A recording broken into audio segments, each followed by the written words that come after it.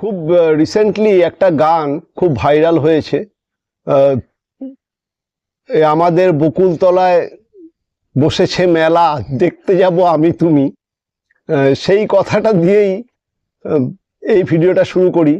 সত্যি যেন চাকরি প্রার্থীদেরকে নিয়ে বা চাকরি নিয়ে একটা মেলা বসেছে এবং সেখানে আমি তুমি সবাই সেটা দেখতে যাব।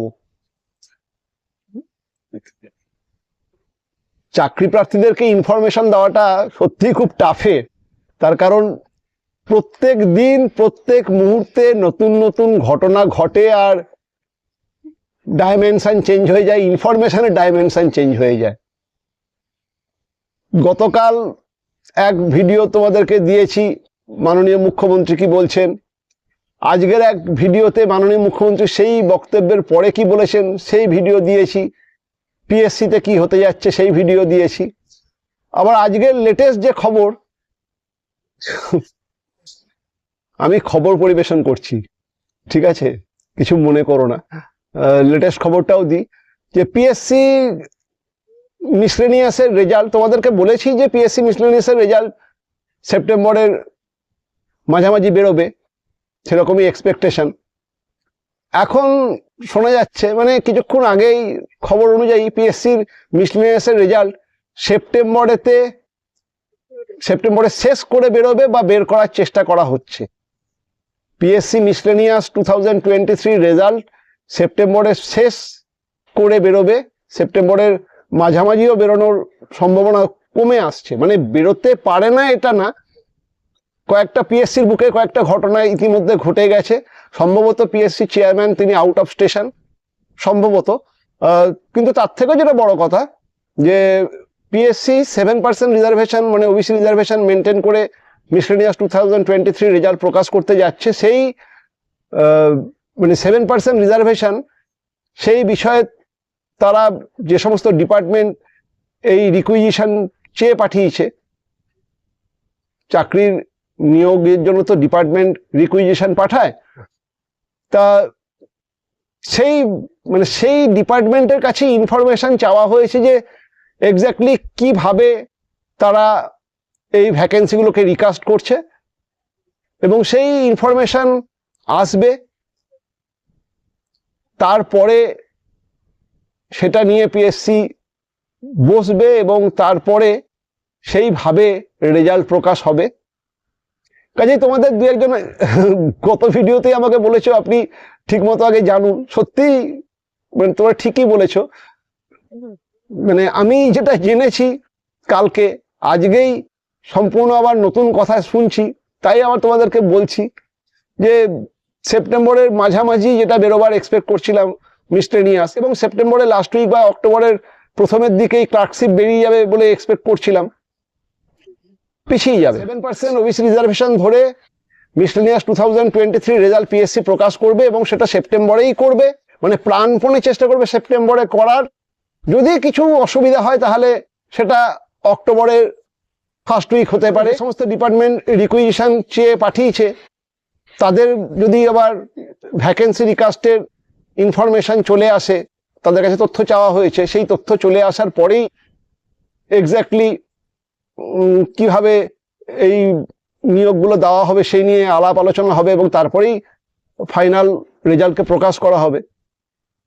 কাজে এটা করতে সময় লাগবে এবং সেপ্টেম্বরের মাঝামাঝি হয়তো মিসলেনিয়াসের রেজাল্ট বেরোবে না, শেষের মধ্যে বের করার আপ্রাণ চেষ্টা পিএসসি করবে এবং অক্টোবরের মানে সেপ্টেম্বরের শেষের মধ্যে না হলে অক্টোবরের ফার্স্টে মিসলেনিয়াস 2023 রেজাল্ট প্রকাশ হবে। এবং যদি মিসলেনিয়াস 2023 রেজাল্ট অক্টোবরের ফার্স্ট উইকে প্রকাশ হয়, মিসলেনিয়াসের রেজাল্ট যখন প্রকাশ হবে তার থেকে দিন 20-22 পরে পিএসসি ক্লার্কশিপের রেজাল্ট প্রকাশ হবে। কিন্তু তার মাঝখানে তো পুজো চলে আসবে ন্যাচারালি। পুজোর মধ্যে কি আর ক্লার্কশিপের মতো একটা বড় পরীক্ষার রেজাল্ট প্রকাশ করবে? সেটাও পুজোর পরেই হবে এবং দেখা যাবে যে হয় অক্টোবরের শেষ বা নভেম্বরের প্রথম, সেরকম সময়ে ক্লার্কশিপের রেজাল্ট প্রকাশ হচ্ছে। এসএসসিতে একটা ঝামেলা জন্মাতে যাচ্ছে, এটা অবশ্য আমার প্রেডিকশন, মানে মনে হচ্ছে। আজকেই ক্যালকাটা হাইকোর্টে যে বর্তমানে যিনি চিফ জাস্টিস, তার ডিভিশন বেঞ্চে ব্যক্তিগত শংসাপত্র বিজ্ঞপ্তির উপরে স্থগিতাদেশ দেওয়া হয়েছে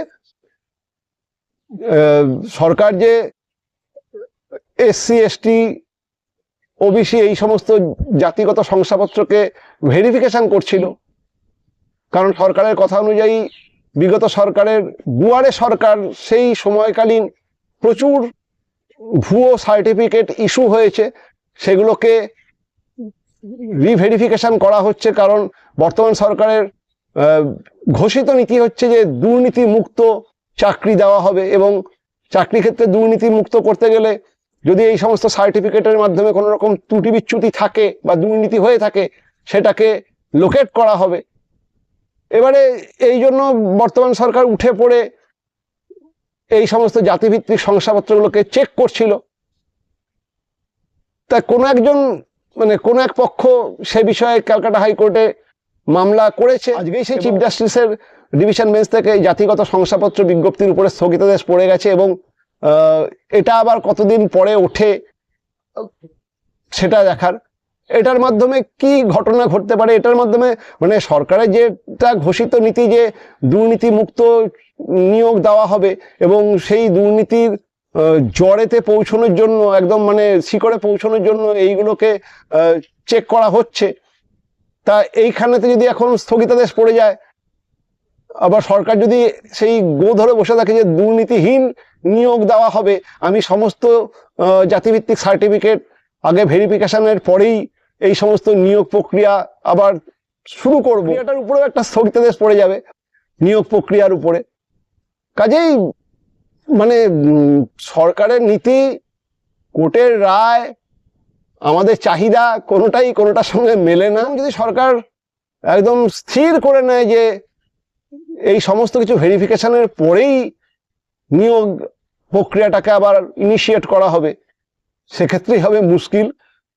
সেক্ষেত্রে এটাও বিষবাও জলে চলে যাবে, প্রচুর সময় আরও লাগবে, এবং তার মাধ্যমে এই পুরাতন প্রক্রিয়াগুলোই শেষ হচ্ছে না। নতুন জব নোটিফিকেশন যে কবে আসবে জানি না। এই জন্যই বলছি যে বকুলতলায় চলছে মেলা, দেখতে যাব আমি তুমি।